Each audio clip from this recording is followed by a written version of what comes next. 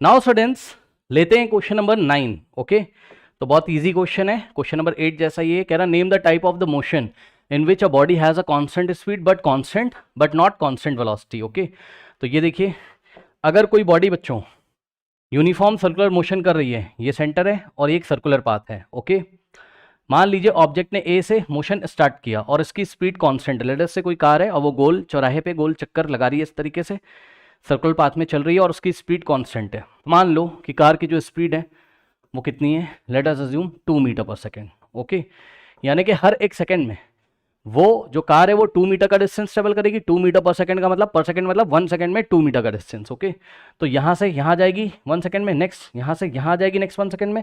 ठीक, यानी कि हर एक 1 सेकंड में वो 2 मीटर का डिस्टेंस, 2 मीटर 2 मीटर 2 मीटर। तो इस तरीके से स्पीड तो कांस्टेंट हो गई, लेकिन इसकी जो वेलोसिटी है वो कांस्टेंट नहीं है। वेलोसिटी देखिए, स्पीड आपकी स्केलर क्वांटिटी है, स्पीड को बताने के लिए केवल आपको किसका जरूरत है, ओनली मैग्नीट्यूड का। ठीक, तो ये रहा स्पीड का मैग्नीट्यूड।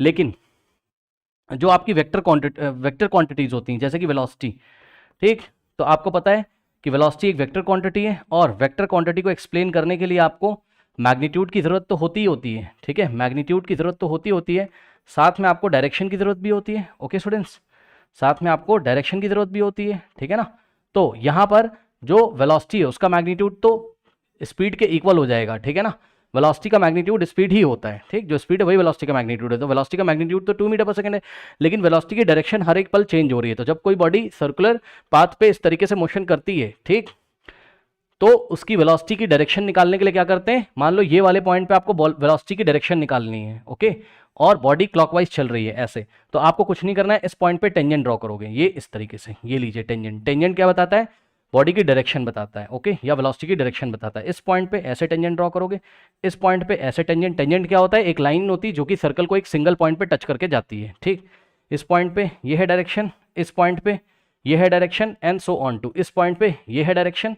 ओके, तो आप क्या देख रहे हो, हर एक पल किसी भी पॉइंट पे चेक करोगे तो बॉडी की वेलोसिटी की डायरेक्शन चेंज हो रही है। तो बॉडी की वेलोसिटी की अगर डायरेक्शन चेंज हो रही है, डायरेक्शन यहाँ क्या हो रही है, चेंज हो रही है, तो हम बोलेंगे वेलोसिटी भी क्या हो रही है, चेंज हो रही है। ध्यान से सुन लीजिए, वेलोसिटी के पास दो चीजें होती हैं, मैग्नीट्यूड और डायरेक्शन। इन दोनों में से अगर कोई भी एक चेंज हो गया तो हम मान लेंगे वेलोसिटी चेंज हो रही है, वेलोसिटी कांस्टेंट नहीं रहेगी फिर, क्योंकि वेलोसिटी की डायरेक्ट मैग्नीट्यूड तो फिक्स है 2 मीटर पर सेकंड, लेकिन वेलोसिटी की डायरेक्शन चेंज हो रही है, इसलिए हम मान लेंगे वेलोसिटी चेंज हो रही है।